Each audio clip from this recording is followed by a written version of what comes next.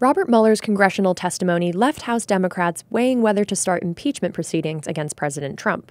And while the question hangs in Congress, it's become a talking point on the campaign trail for 2020 Democratic presidential candidates. And the responsibility of the Congress of the United States of America, when a president breaks the law, is to bring impeachment charges against that president.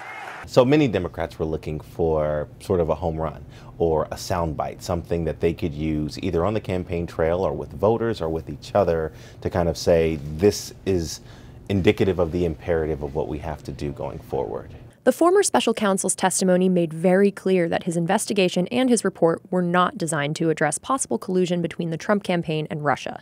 Based on Justice Department policy and principles of fairness, we decided we would not make a determination as to whether the president committed a crime. Meaning, it's safe to say Mueller didn't exactly tell pro-impeachment Democrats what they wanted to hear. Mr. Mueller, one last important question. Your report does not recommend impeachment, does it? I'm not going to talk about recommendations.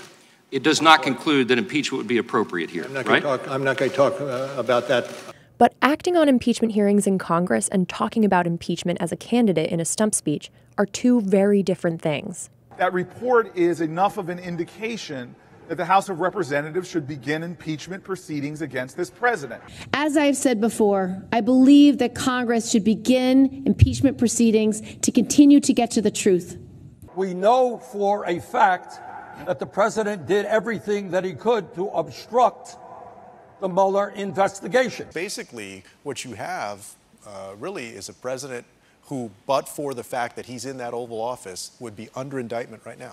Impeachment is a risky move politically. Even if the House voted to begin impeachment proceedings, it would likely be dead on arrival in the Republican-controlled Senate. And Speaker of the House Nancy Pelosi did not seem eager to speed up the process after Mueller's testimony. We will proceed when we have what we need to proceed, not one day sooner. Democrats focused on impeachment aren't as tapped into Mueller's biggest sticking point.